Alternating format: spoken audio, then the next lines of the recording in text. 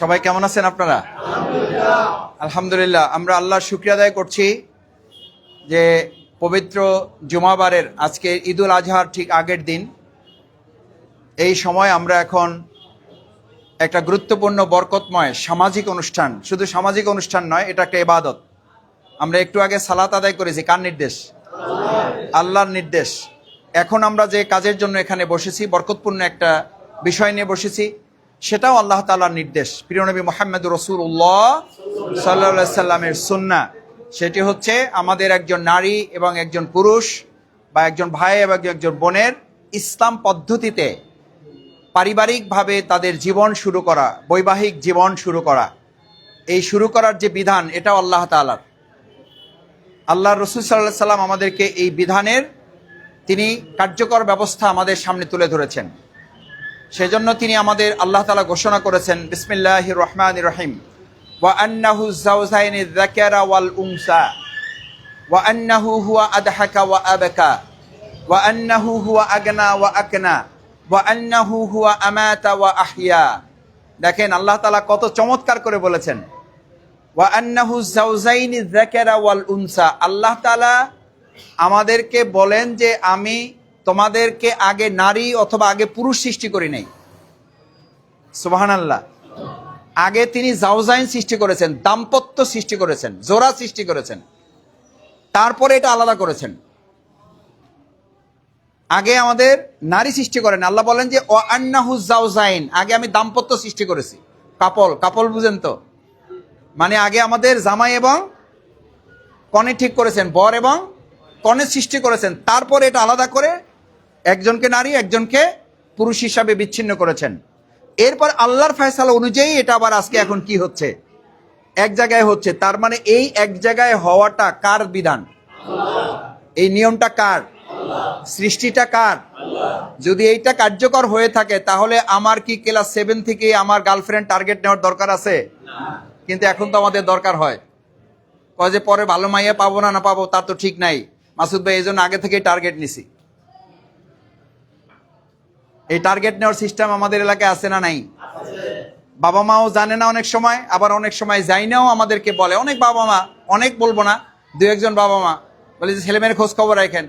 কয় যে বাবা খোঁজ খবর রাখতেছি, আলহামদুলিল্লাহ ওরা নিজের একটা সিদ্ধান্ত ঠিক করছে, আমরা এটাতে খুশি আছি।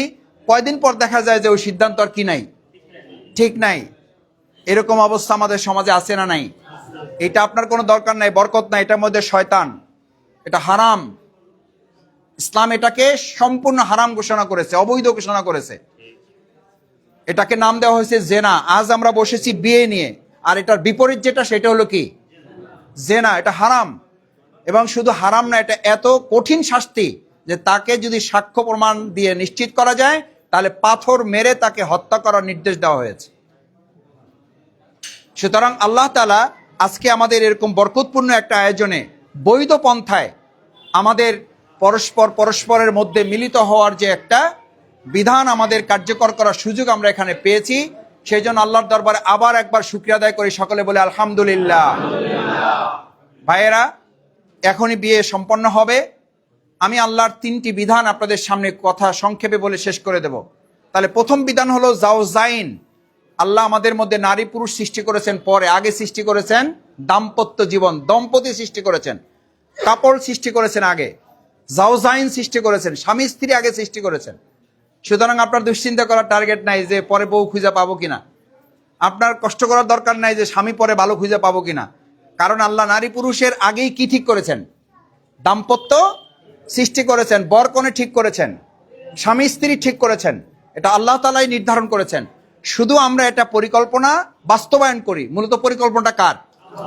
সিদ্ধান্তটা কার? আমরা শুধু কার্যকর করি এটা। সেই জন্য এই যে সিদ্ধান্ত আমরা আজকে কার্যকর করতে বসেছি, আল্লাহ তাআলা এটাকে বরকতপূর্ণভাবে এই পরিবারটাকে কবুল মঞ্জুর করুন।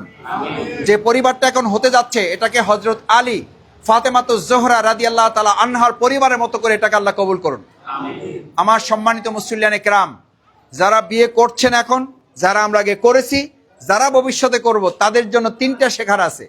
ওয়া আন্নাহু হুয়া আদহাকা ওয়া আবকা। আপনি সরকারি চাকরিজীবী দেখে দিলেই যে পরিবার সুখে শান্তিতে হাসি খুশিতে থাকবে, ভাবার কোনো কারণ নাই। হাসি খুশির মালিক সরকারি চাকরি না। হাসি খুশির মালিক সুন্দরী রমণী কন্যা না। আল্লাহ বলেন ওয়া আন্নাহু হুয়া আদহাকা ওয়া আবকা, আমি হাসাই, আমি কাদাই। হাসার মালিক কে? কাদার মালিক কে? আপনি এখনই হাসার সিদ্ধান্ত নেবেন, এখনই আপনাকে কাঁদাবেন, এই শক্তি রাখেন কে? এখনই কান্নার মুহূর্তে আছেন, এখনই আপনাকে হাসাইতে পারেন কে? আল্লাহ বলেন এটা ওয়া আন্নাহু হুয়া আদহাকা ওয়া আবকা। সরকারি চাকরি হাসির গ্যারান্টি দিতে পারে না। সুন্দরী বউ সুখের গৃহ নির্মাণের গ্যারান্টি দিতে পারে না। সুখের, প্রশান্তির, শান্তির গ্যারান্টি দিতে পারেন কে? সেজন্য আল্লাহ বলেন ওয়া আন্নাহু ওয়া আদহাকা, তুমি যে হাসো এটা আমার নির্দেশ। চাইলে হাসতে পারবা না, চাইলেই কাঁদতে পারবা না। ওয়া আন্নাহু ওয়া আবকা, আমি কাঁদাই, আমি হাসাই।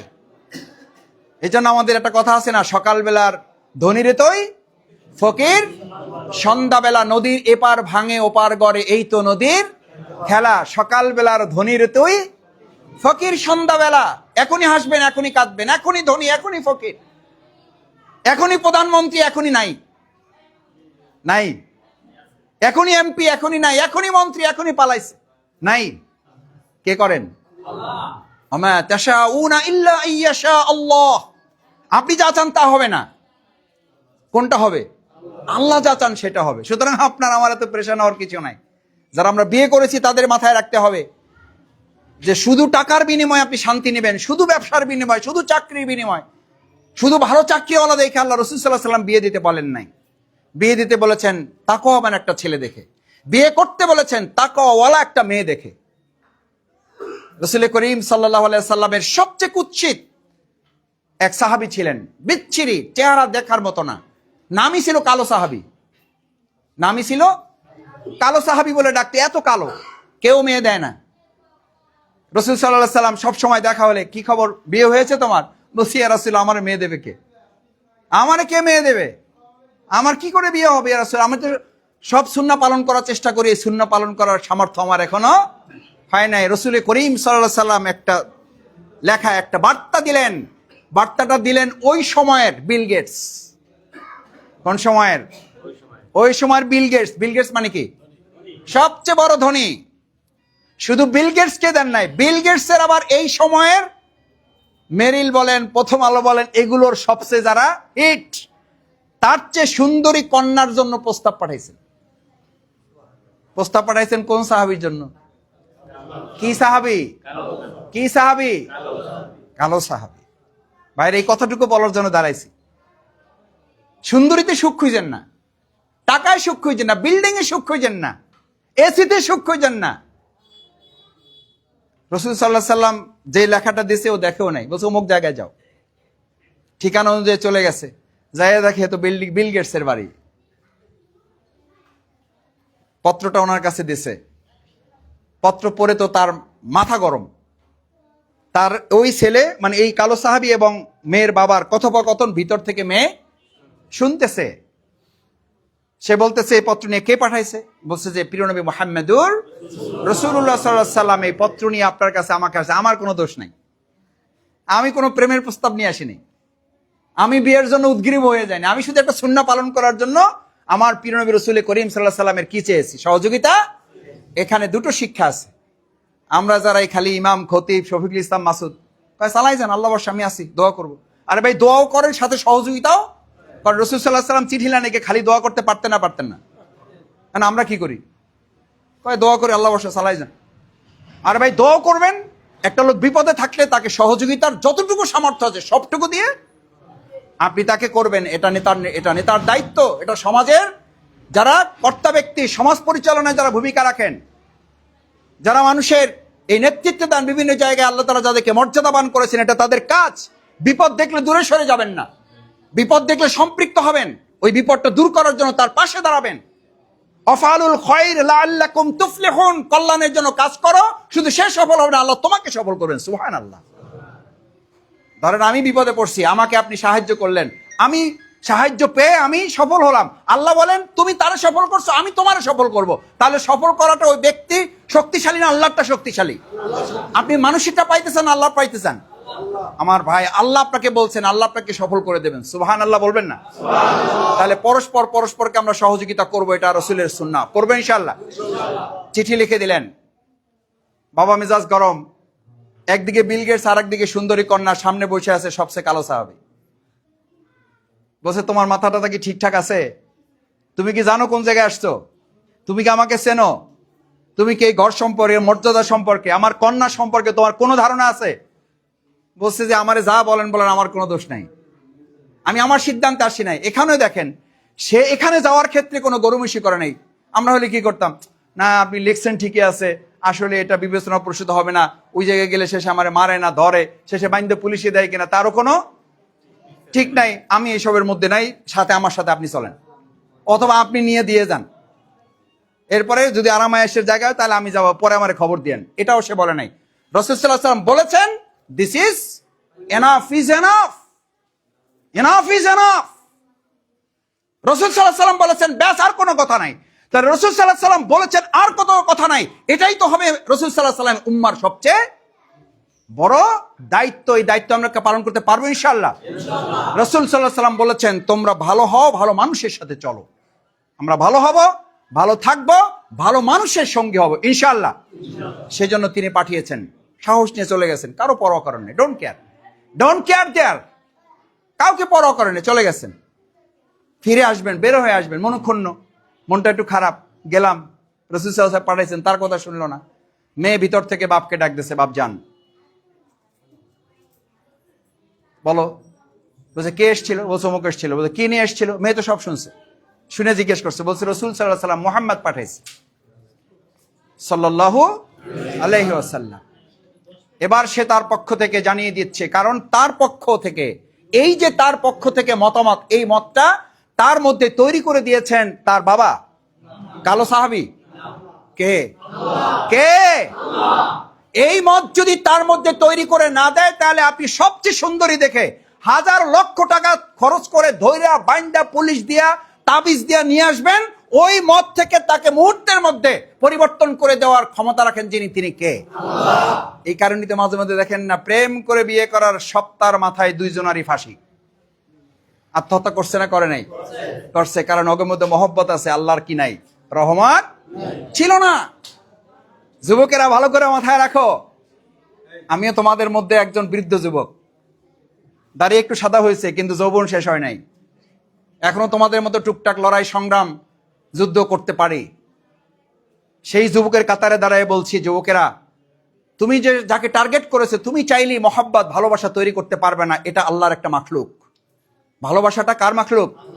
আপনি যেমন মাখলুক, পিঁপড়া যেমন মাখলুক, সিংহ যেমন মাখলুক, কুকুর যেমন মাখলুক, ভালোবাসাটাও কার মাখলুক? এটা আল্লাহর সৃষ্টি, আল্লাহর অনুমোদন ছাড়া এটা একটু বাড়েও না, এটা কমেও না।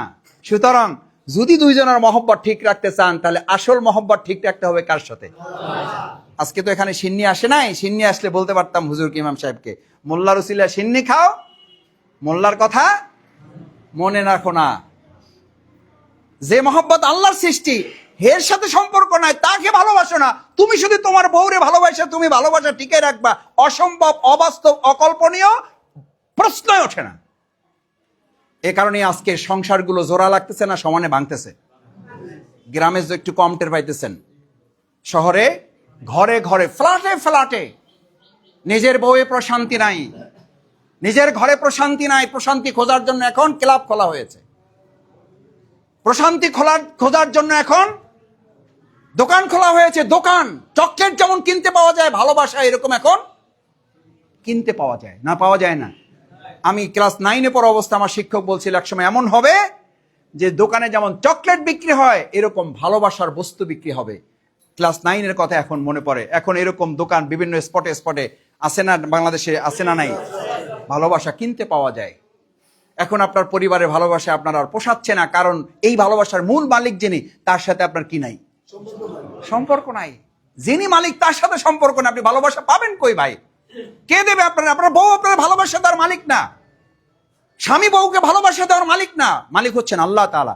আমি এই পরিবারকে সামনে রেখে এই কথাগুলো এই জন্য বলছি, আল্লাহ আমার অহংকার মাফ করুক, সব যেন নষ্ট না হয়। আমার বিয়ের সময়ের ডাবল জায়নামাজ একটা কিনেছিলাম বিয়ের বাজারের মধ্যে, এটা প্রথম বাজার করেছি। এবং বলেছিলাম প্রথম রাতে আমার স্ত্রীকে যে আমাদের সব যদি হারাইয়া যায় তাহলে আমাদের ডাবল জায়নামাজটা যেন না হারায়। ওইটা যখন শেষ হওয়ার আগেই আমি আল্লাহ তাআলা কবুল করেছিলেন, উমরায় গিয়েছি, সেখান থেকে আর একটা ট্রিপল, তখন তো বাচ্চা একটা হয়ে গেছে, তখন ট্রিপল জায়নামাজ নিয়ে এসছি, মানে 3 জন এক জায়নামাজে পড়া যায় সেই রকম একটা জায়নামাজ নিয়ে আসছি। 2 জন যখন ছিলাম তখন ডাবল জায়নামাজ ছিল। এই জন্য ছিল ভাইয়েরা, আমার ইবাদতের কথা আপনাদের বলার জন্য না, যার ভালোবাসা আমার পাইতে হবে তার কাছে ভালোবাসার ধর্ণা দিতে হবে এই 2 জন মিলে।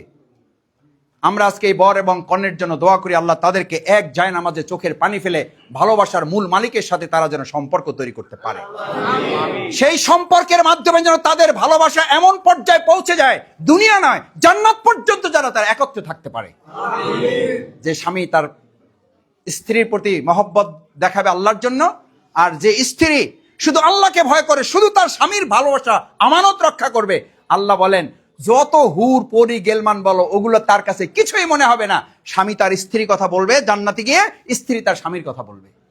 স্বামী খুঁজবে স্ত্রীকে, আমার দুনিয়ার সেই স্ত্রী কোথায়, স্ত্রী বলবে আমার সেই স্বামী কোথায়। এবং আল্লাহ তখন বলবেন, ফেরেশতাদের নির্দেশ দিবেন, ওই যেগুলো আছে ওগুলারে সব খাদেম বানাই দাও। কি বানাই দাও? যুবকেরা শোনো, শফিকুল ইসলাম মাসুদরা এই সমস্ত কথা কবিতার মতো বলে না, এগুলো কোরআন হাদিসের কথা। এই সমস্ত হুর পরি যা আছে, যেগুলো মানে এই পাথরের মতো একটা তাকাইলে তার এপাশ থেকে ওপাশ দেখা যায়, এত সুন্দরী রমণী তরুণী, সেই সবগুলারে বানাই দেবে এই দুনিয়ার পবিত্র স্বামী এবং স্ত্রীকে রাজা রানী বানাবে, আর বাকি যা ওখানে আছে সবগুলারে বানাই দেবে কি?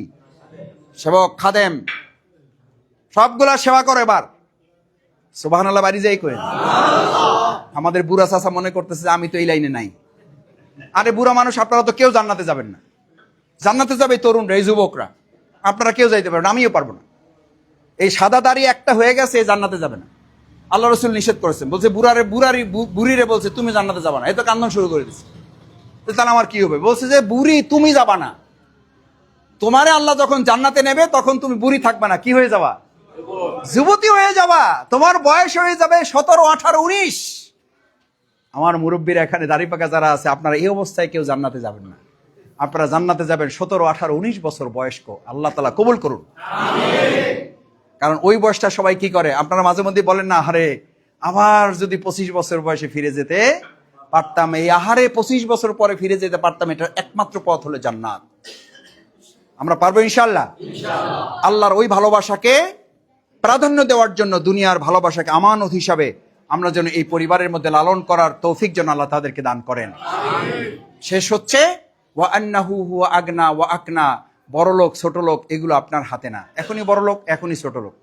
ওয়া আন্নাহু হুয়া আদাহকা ওয়া আবকা, হাসা মালিক শুধু আপনার কাছে না। ওয়া আন্নাহু হুয়া আমাতা ওয়া আহিয়া, আপনি কতদিন বেঁচে থাকবেন, কতদিন পর মরবেন, এগুলো আপনার হাতে না, এগুলো আল্লাহর হাতে। আসুন সম্মানিত মুসল্লিয়ানে কেরাম, ভাই এবং বন্ধুগণ, আমার 2 পরিবারের 2 জন এখানে আছেন, আমি 2 পরিবারকে সামনে রেখে আমরা পুরো পরিবার সবার জন্য দোয়া করি, আল্লাহ আমাদেরকে আপনারা জান্নাতের পরিবার হিসেবে কবুল করুন।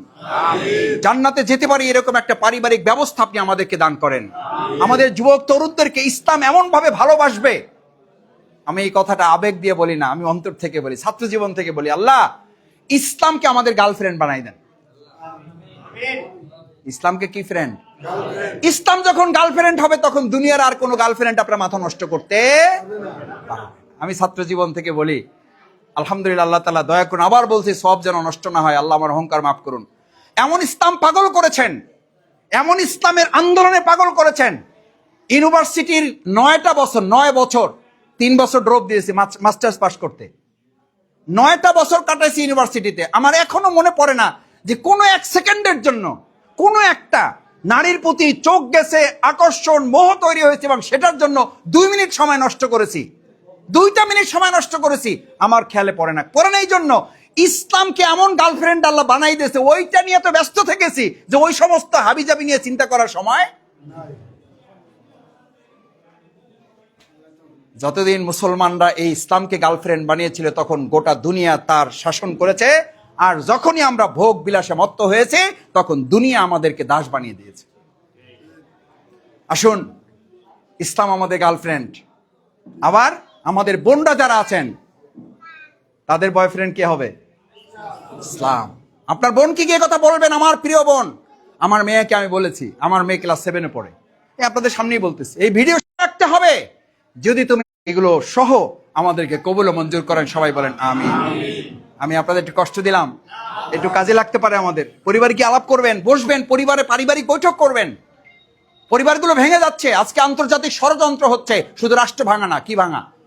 কারণ পরিবার ভাঙতে পারলে কি ভাঙা সহজ, রাষ্ট্র ভাঙা সহজ। আমরা পরিবার ভাঙতে দেব না, আমাদের রাষ্ট্রের বিরুদ্ধে ষড়যন্ত্র বাস্তবায়ন করতে দেব না ইনশাআল্লাহ। এই প্রত্যাশা ব্যক্ত করে আজকের এই পরিবারের আনুষ্ঠানিকতায় আমাকে সম্পৃক্ত করেছেন।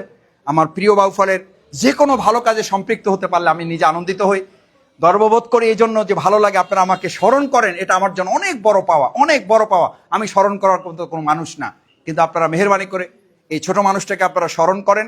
আল্লাহ তাআলা আপনাদের সম্মানিত করুন, উত্তম জাযাদান করুন। দুই বেয়াই এবং আমাদের প্রিয় বর, আমার খুবই পরিচিত স্নেহের ছোট ভাইয়ের মতো, এবং আমাদের যে ভাতিজি আছে সেই ভাতিজির জন্য আমরা দোয়া করে আমাদের প্রোগ্রাম শেষ হবে ইনশাআল্লাহ। একটা আপনি করেন, আসেন। জি, করেন। কত টাকা দেনমোহর ধার্য হয়েছে? দেনমোহর ধার্য হয়েছে, ধার্য করেন নাই? এটা তো করতে হবে, আপনি এটা তো আগে ঠিক করে আপনি একটু আলোচনা হয়েছে। কত হয়েছে? ঠিক আছে, কথা বলছি।